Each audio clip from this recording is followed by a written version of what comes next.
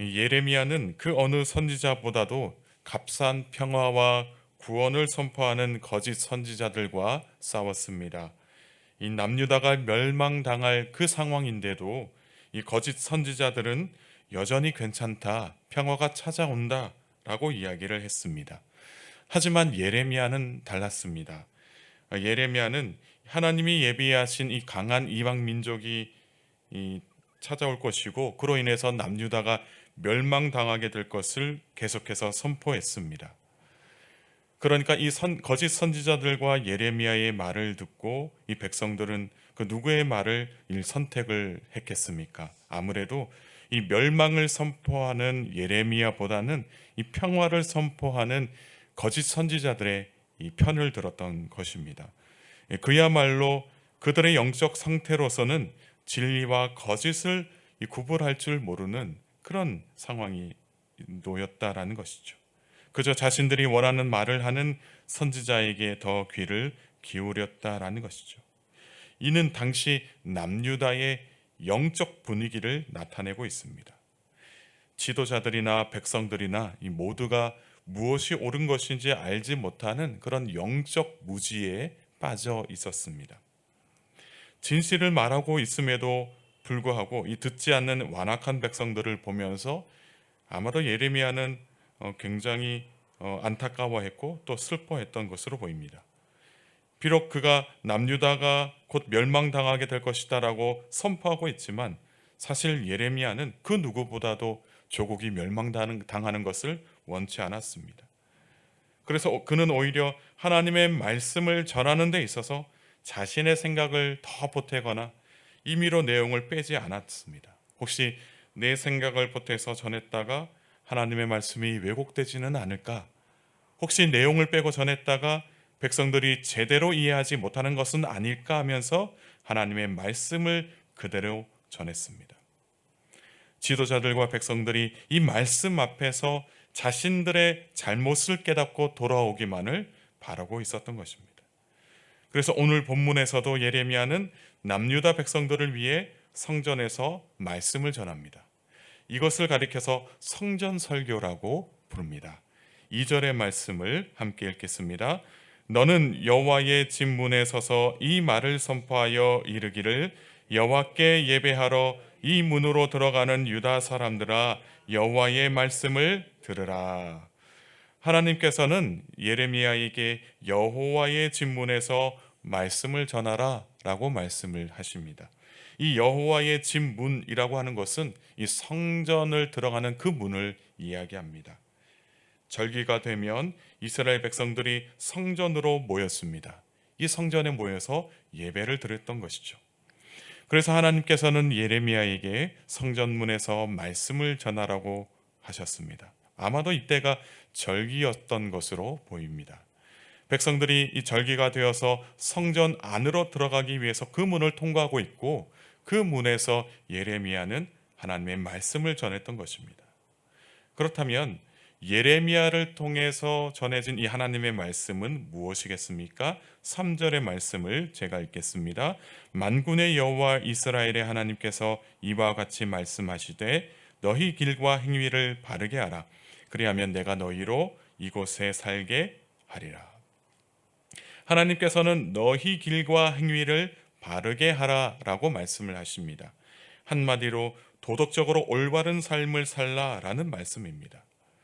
당시 이스라엘이 심각하게 타락해 있었다는 것을 알 수 있는 대목은 무엇이냐면 신앙과 삶이 전혀 일치되지 않고 있다는 것이죠. 하나님 앞으로 모여서 예배를 드리고는 있는데 그 삶에서는 전혀 하나님의 말씀을 따라서 살지 못하고 있다는 것입니다. 하나님께서 가르쳐 주신 대로 사랑을 실천하고 선을 행하는 것이 아니라 오히려 다른 사람의 것을 빼앗고 거짓을 행하며 살고 있었습니다. 그래서 하나님께 예배하기 위하여 이 성전으로 들어오는 백성들에게 너희 길과 행위를 바르게 하라라고 말씀을 하셨습니다. 그렇게 바른 길로 가고 바른 삶을 행할 때 하나님께서 허락하신 삶의 터전에서 살아갈 수가 있다라고 말씀을 하십니다.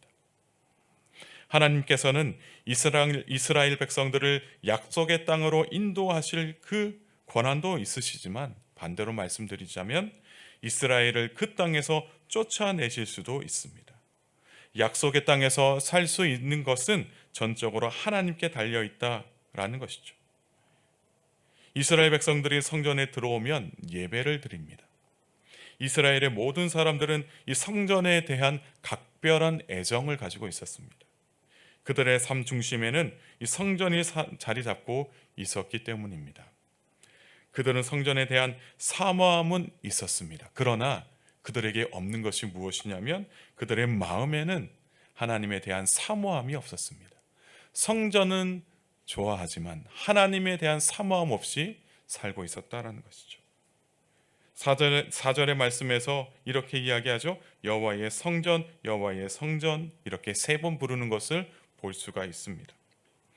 그들이 예배하는 곳이 여호와의 성전이라고 불리는 말은 전혀 틀린 말이 아닙니다. 하지만 건물 껍데기만 있을 뿐 여호와 하나님은 이미 떠나셨다라는 것이죠. 하나님에 대한 경외심이 없고 맹목적인 신앙만 가지고 있는 이스라엘로부터 하나님께서는 떠나신 것입니다.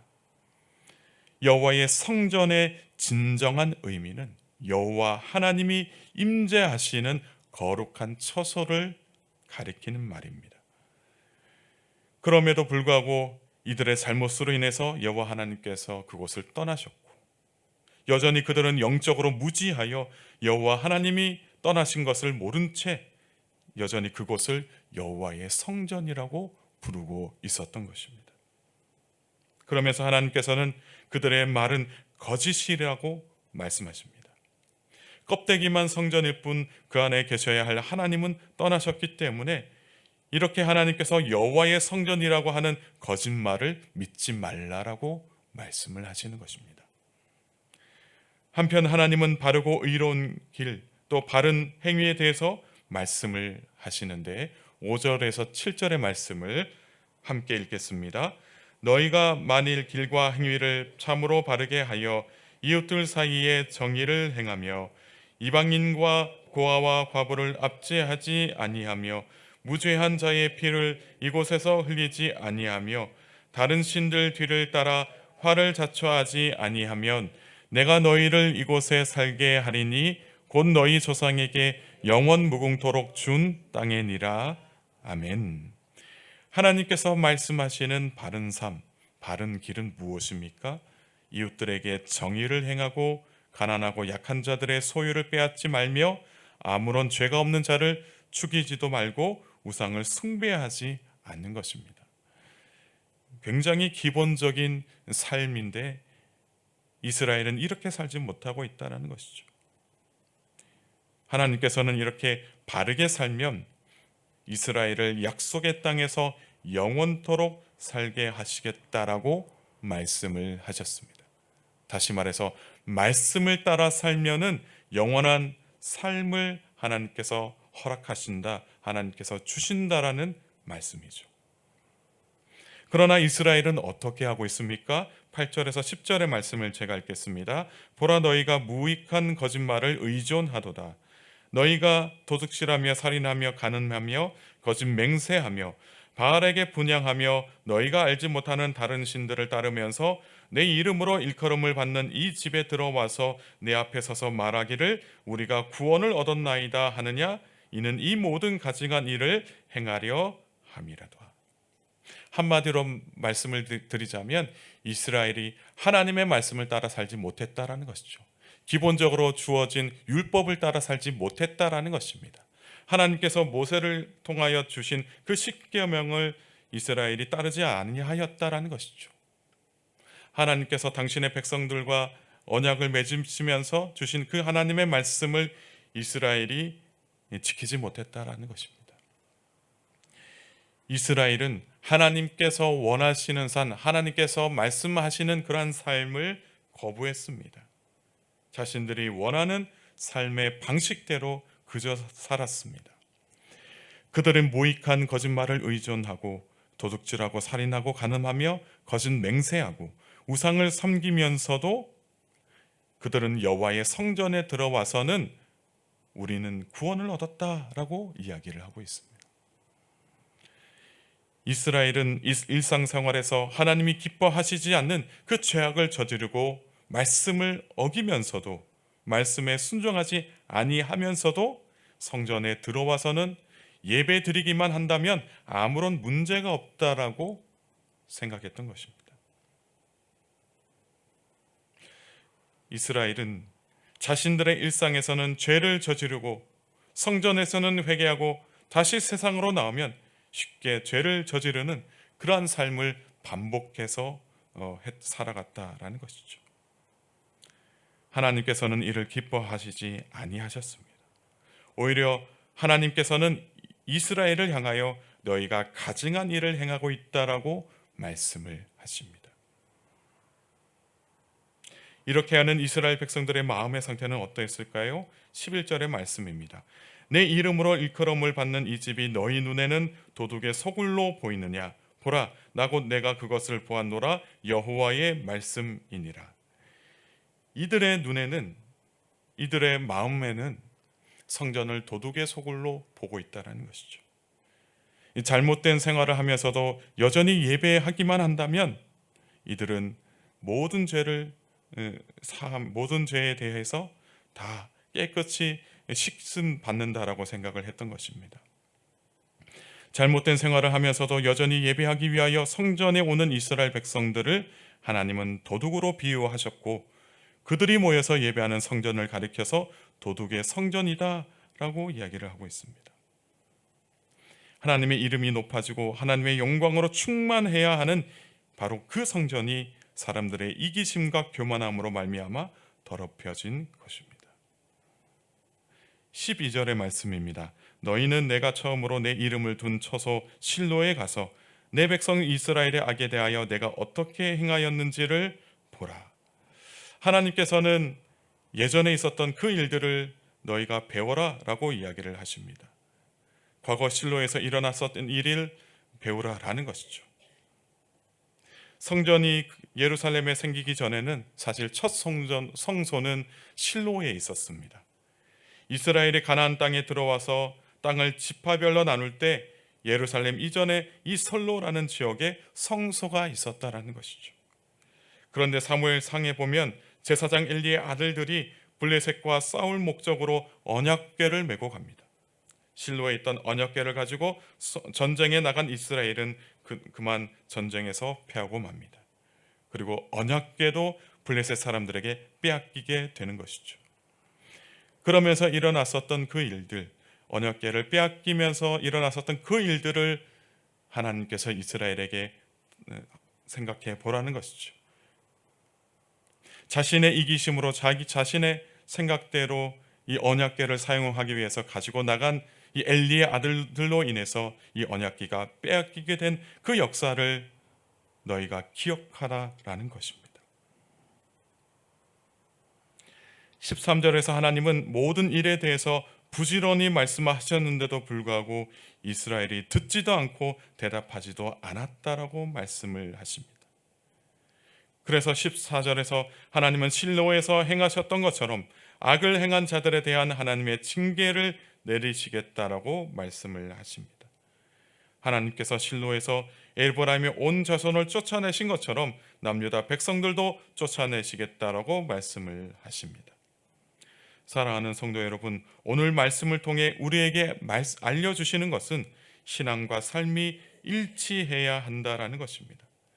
예배를 통해 주신 이 말씀을 가지고 우리가 세상에서 그 말씀을 따라 살아가야 한다라는 것이죠. 사랑을 실천하고 가난하고 약한 자들을 도우며 살아야 한다라는 그 말씀을 하고 계시는 것입니다. 하나님의 가르침을 따라 살지도 않으면서 예배당에 와서 예배하기만 하면 모든 것들이 괜찮다라고 여기는 그 생각을 버리고 이제는 우리가 신앙과 삶이 일치되는 그러한 삶을 살아야 한다라는 것이죠. 우리의 신앙과 삶이 일치되어서 오직 하나님의 뜻 안에서 세상을 하나님 나라로 변화시키는 우리 모든 저와 여러분의 모두의 삶이 되기를 주님의 이름으로 축복합니다. 함께 기도하시겠습니다. 자비의 하나님, 오늘도 저희를 인도하여 주신 은혜에 감사를 드립니다. 이 새벽에 주신 말씀을 기억하며 오늘 하루도 살게 하옵소서. 주님 간절히 바라옵기는 우리의 신앙과 삶이 일치되기를 소망합니다. 예배를 드리면서도 말씀을 따라 살지 못했던 저희의 잘못을 용서하여 주시고 이제는 주님의 가르침을 따라 살면서 하나님과 이웃들에게 사랑을 실천하는 복된 그리스도인이 되게 하옵소서. 지난 주간에는 많은 비로 인하여 인명피해가 있었습니다. 피해를 당한 지역과 사람들에게 도움의 손길을 보내주셔서 속히 일상이 회복될 수 있도록 주님 은혜 베풀어 주옵소서. 며칠 안에 또 폭우가 쏟아진다는 그런 소식이 들려오는데 더 이상의 인명피해나 재산피해가 일어나지 않도록 주께서 눈동자같이 보호하여 주옵소서. 사랑하는 교우들의 삶 가운데 함께하여 주셔서 자연재해로 말미암아 피해 당하지 않게 하시고 사랑하는 가족들과 친척들의 삶 속에서 주님께서 은혜로 함께하여 주옵소서. 오늘 하루도 주님께서 함께하실 줄로 믿사오며 사랑이 많으신 예수님의 이름으로 간절히 기도드리옵나이다. 아멘.